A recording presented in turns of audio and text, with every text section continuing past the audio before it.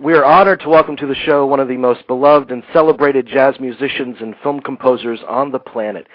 He's the recipient of many prestigious awards. As a matter of fact, he just picked up a Grammy this past February for his haunting and compassionate work titled A Tale of God's Will, A Requiem for Katrina. On the film front, he has given a powerful and versatile musical voice to films like Eve's Bayou, The Caveman's Valentine, People I Know, Original Sin, Dark Blue, Talk to Me, and of course, the remarkable films of Spike Lee, including Mo Better Blues, Jungle Fever, Malcolm X, Clockers, Summer of Sam, Inside Man, and one of my all-time favorite scores, 25th Hour. His latest composition complements Mr. Lee's new film, Miracle at St. Anna, and it is a stunner. We are tremendously privileged to welcome to the show Mr. Terence Blanchard. Mr. Blanchard, welcome. Thank you so much. Hey, Jamie. Thank you very much. How you guys doing? I'm doing good, thank you. We're doing great. We're doing great now that we're on the phone with you. Yeah, it's a big thrill. Very happy. Big thrill for us. I know it's difficult to articulate sometimes what is musical. It's so much concerned with feeling. But can you articulate what it was about the trumpet that drew you to it? Oh, that's easy, man. I mean, when I heard it when I was in elementary school. I'll give you a little background. See, I started playing piano first, and that was because, I used to go over to my grandmother's house, and I would try to sit down at the piano. I was about 4 years old, and try to play Batman. I would hit all the wrong notes. So, I grew up with musicians in the family. My father sang opera, and my grandfather played the guitar. And they were all like, well, let's get this boy some piano lessons if he's going to do this. So I started playing piano first. And when I was in fourth grade in elementary school, there was a musician named Alvin Alcorn who came to my elementary school and gave a demonstration in traditional New Orleans jazz. And the thing that got me about him was, as soon as he started to play, man, the trumpet sounded like the human voice to me. And the way he could bend notes, the way he could use vibrato, just his expression. And I remember going home that day and telling my father that I wanted to play the trumpet. Wow, wow. I know that you've had a lot of mentors in your life, and I know that you go out across the country to schools and things, and you are a mentor to children yourself, young musicians. How fulfilling is that for you? How important is that for you as a musician to do that?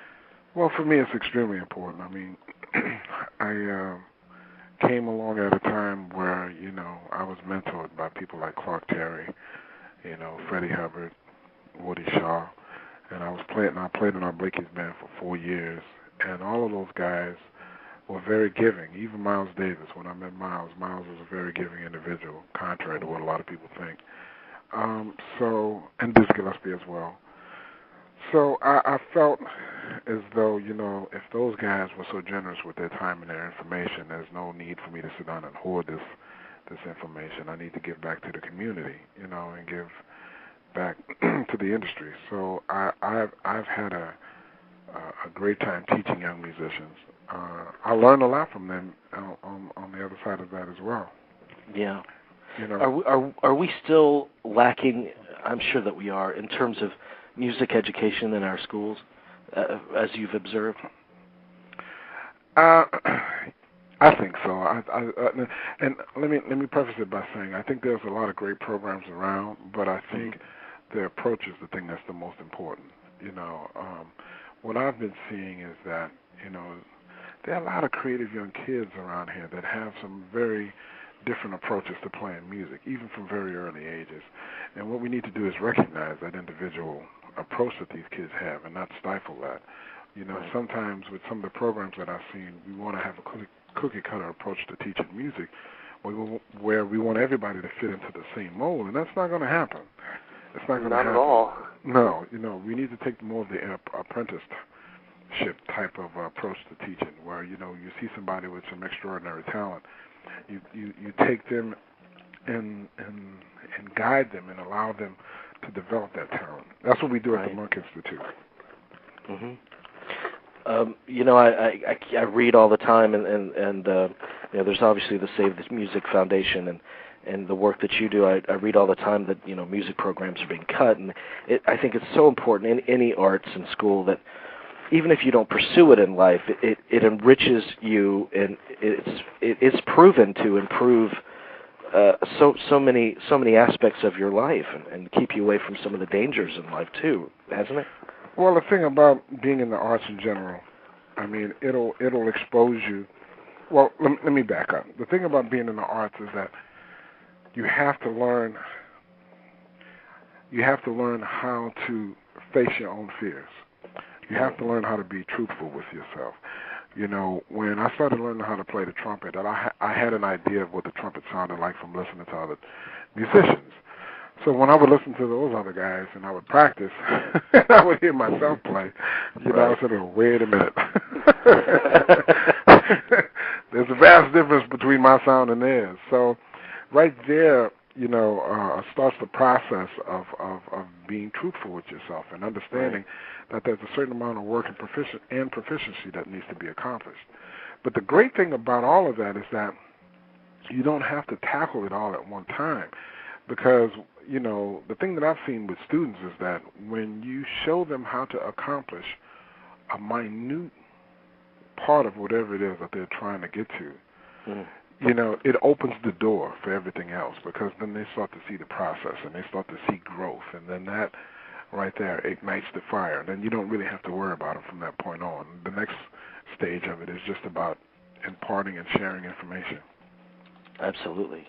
Now I know that you're touring like a maniac. I know that I saw your tour dates, and you're a busy guy. And I know that you've stated that film composition, it's fun for you, but live performance is where it's at for you. What does that do for you that film composition does not? What does that fulfill in you? Well, the thing that I liken it to, it's like being on a playoff basketball team, man. You know, sometimes you get in situations, you know, you play one game and then the forward or, you know, the shooting guard is hot, and then you play another game and then the center and the power forward is hot.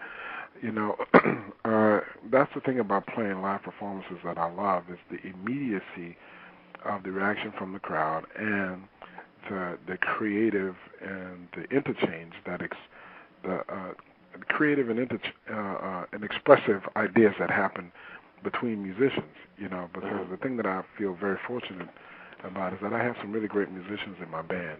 You know, and we play nightly, and we take different approaches to playing the same music every night, and it's a real joy, because the music's ever expanding, and you know, we always have these different experiences nightly. Yeah. Had you ever given any thought to film composition before you got into film? Not at all, man. Not at all. I mean, I think the closest I came was, you know, just by the mere fact that I was a trumpet player. I went and saw Star Wars, and I went, wow, man, that's a great brass fanfare that my man has written for this movie. Oh, yeah. And then I heard the melody to Chinatown. That was it. But prior to that, no, I it wasn't on the radar at all. So you started your first film-related project. You were a musician on School Days, was it? Was that the one? Or? Yeah, I was just a session player back then. Spike's father was doing the music, Bill Lee, and he wanted to put together a band of young and more experienced jazz musicians. So I got a chance to meet him and play on the film score, and I was very intrigued by the process, just watching it. And I had read some articles about Spike, you know, when he had done She's Gotta Have It, and I thought that he was a very creative and very brave guy to do what he had done. So I kept saying to myself, man, it'd be great to work with a person like that who has that type of passion for their craft. And lo and behold, next thing you know, I was on his sessions. That's right. And what a fruitful collaboration it's been throughout these years. You know, we obviously, on this show, we have a great passion for movies, and Spike Lee is one of those filmmakers we always obsess over, because, I mean, talk about a passionate filmmaker. His films bleed passion from every frame. He loves movies. He loves movies, exactly. And it shows, and he respects the art form, and he's always breaking the envelope, I think, in each film. Yeah. I think so, too, yeah. Well, that's the thing that I love about working with him, man. I mean, he's a true artist. I mean, you know, you can see growth with every project. Every project shows an immense amount of growth, and you'll see an enormous amount of growth with this next film. I definitely want to ask you about this next film. Tell me how this, how you guys work on a project. First of all, where do you like to come in on a film score? With a script, or with the first images, or how does that work? Spike will bring me in when he has the idea. That's good. You know, if it's a notion, I'll get a call. You know, he says, "Man, I'm thinking about doing this. I'm thinking about doing that, and I think the music should be this." Boom, boom, boom, boom, boom. And I'm like, "Okay, fine." You know, and when he started doing Miracles, it was the same thing. I got the script. He sent me the script. We started talking about it. He started sending me some information about the Buffalo Soldiers. Spike is the type of dude, you know, the thing that I love about him, he's just like a jazz musician, man. When he gets excited about something, it consumes him, you know. Yeah. So you'll get these phone calls out of the blue. Hey, Terence, it's Spike. Yeah, what's going on? Hey, man, look, I'm sending you this, boom, boom, boom, boom, boom. Read it and get back to me. I'm like, oh, okay. So we'll start that, and then when he starts to shoot, he'll send me some footage. With Miracle, he didn't send me footage because they were in Italy, so he kept sending me still photos. You know, he was emailing me these photos, and I started putting the photos up on my computer as my screensaver and backdrop, and then started coming up with musical ideas from that, and then, you know, we just kind of whittled away at it, you know, bit by bit. Tell me those initial ideas. When you're looking at the photos and the script and doing the research, what kind of musical ideas, in terms of this film, are percolating? How do those first notes come out? Well, there's a few different approaches that I thought about. You know, at first I kept thinking World War II war movie. Okay, great. A trumpet player getting a chance to write a World War II movie. So that means I get a chance to write for brass, percussion, the whole nine. Get a chance to write for some serious battle scenes. But when he started to send me some of the footage and he started to talk to me about the movie and what he wanted the music to do, I had to throw those images away because he really wanted the music to be more of the heart and soul of the movie. Yeah. And when I started to think about the subject matter, the whole idea of what the Buffalo Soldiers sacrificed, they gave the ultimate sacrifice for this country, and not to be celebrated. You know, I started to think this music really needs to be, you know, right to the point, straight to the heart. You know, but the thing that I was worried about is, you know, there's a fine line between that and melodrama. You know, and I didn't want the music to go too far over the top, but at the same time, I wanted the music to kind of depict these guys as heroes. You know, typical and very dedicated Americans. You know. And it was an interesting process because, you know, what we do with Spike is, you know, we'll go through this process of trying to pick out themes. Spike is an interesting guy in that he will have a number of themes for characters in his films. You know, I mean, I think we're up to like 10 or 11 themes in this film, and which is kind of unusual. Yeah. But when I give him all of these melodic ideas, he'll start to select them and assign them to characters or situations, you know. And then it's my job to just do the rest of it. Now, the interesting thing I think you should know about Spike is, and this is one of the things why I try to work hard, you know, to make sure that I don't disappoint him, is that he has so much trust in people that he works with. He gives everybody a lot of room. Barry Alexander, you know, Maddie. Talk to Maddie about it. I know Maddie probably had the same type of experience, you know. And with me, he gives me a lot of room. So much so that he doesn't hear the music until we actually get to the stage and score it. Yeah, he doesn't want to hear anything. He wants to hear it, you know, he wants to hear it with the orchestra for the first time.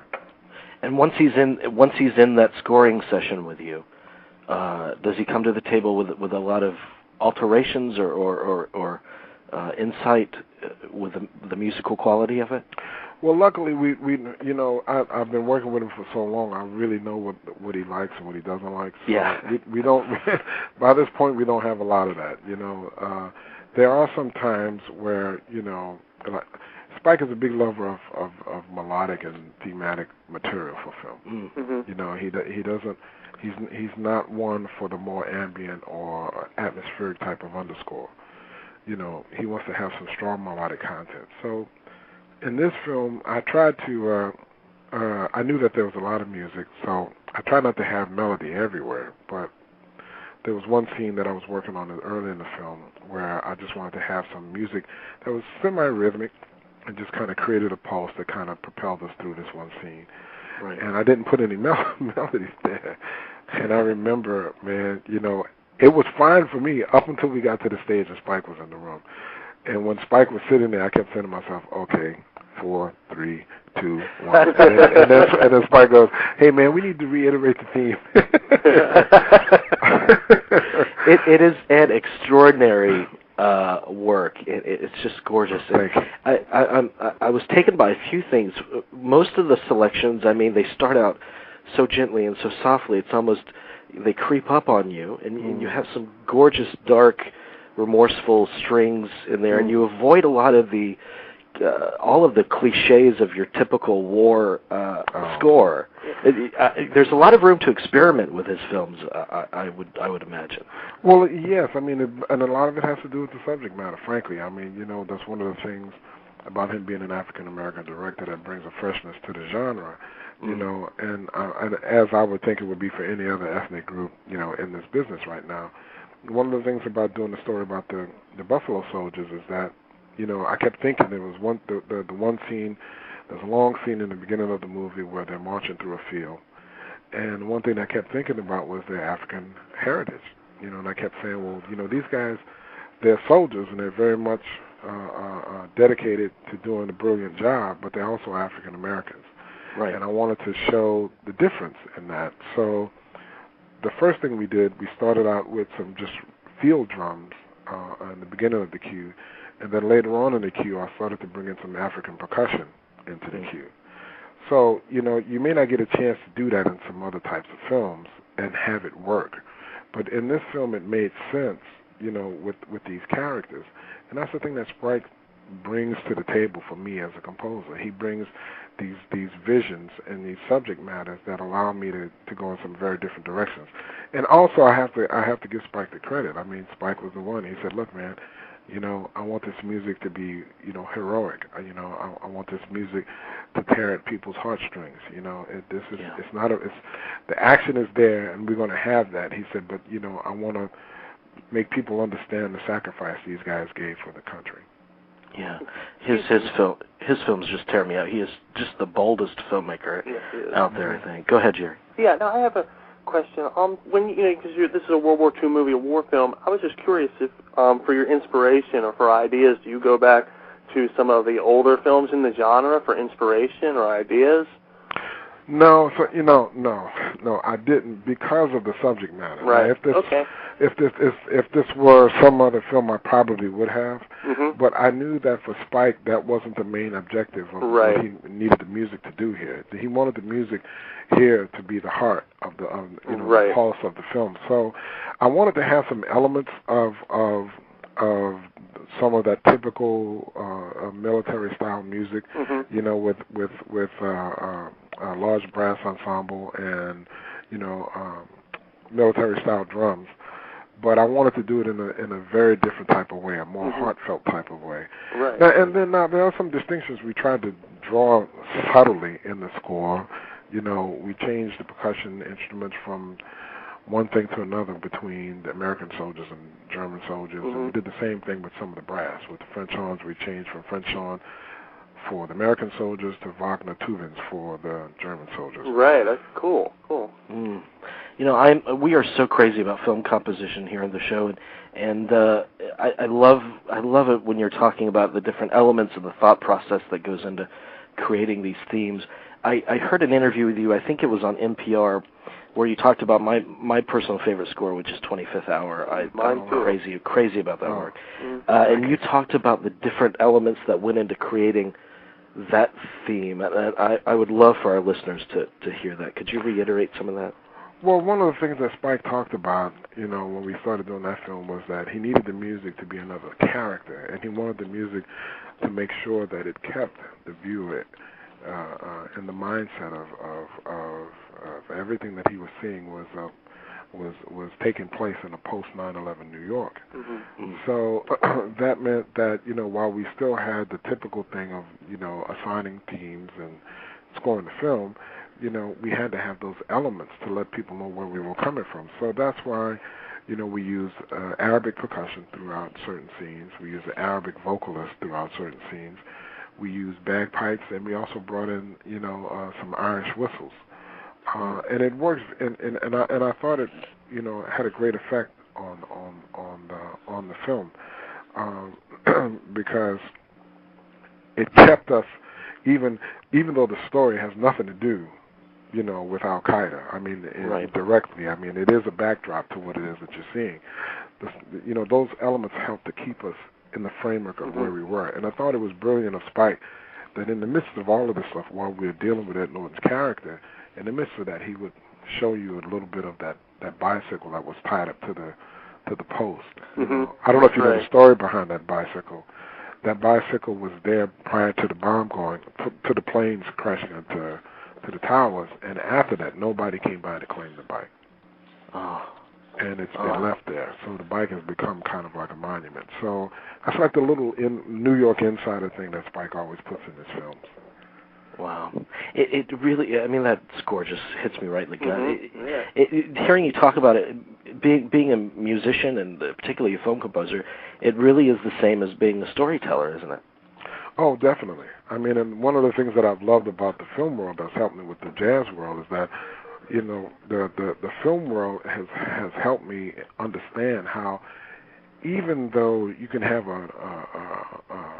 a million approaches to playing or creating something, you still need to have all of those things stay within the context of telling a story. Right. And as a composer, we need to follow the arc of the story just like the actors do. Right. And I know sometimes, with me being a jazz musician, when I first got in the business, some people would view that as being a very limiting thing creatively. And it's actually it's really very liberating, in a sense, because while you stay within the arc of the story, you start to think about the various ways to tell or to express certain portions of that arc. And what it's allowed me to do with my shows as an artist, as a performer, it's allowed me to think of that arc in terms of the entire show, and not have my shows just be a collection of compositions, but to have those compositions tell one larger story. Yeah, absolutely. I just have a couple more quick questions for you, then I'll let you off the hook. You've been so gracious to us. I've heard of writer's block. Is there such a thing as musical block? And what do you do when that inspiration fails to strike you? Well, yeah, I mean, some of us never like to talk about that, but no, I mean, it happens. I mean, but I think when that happens, it's just a sign of fatigue in my mind, at least in my experience. And one of the things that I do is just try to relax and not think about it too much. The other thing too is that I have all of these various careers because I also teach. Between the teaching and the performing, that gives me a chance to step into some different arenas and with some different musicians, which always, sparks inspiration. So I don't have it like, maybe some other musicians might have, but sure. But for me, it's all about really and truthfully allowing the music to come to you. It's not about having an ego about it because, we're just conduits. As artists, that's right. We're just conduits. That's all. And when you really start to understand that and you relax, then you start to realize you don't have to create it. You're being used for a greater good.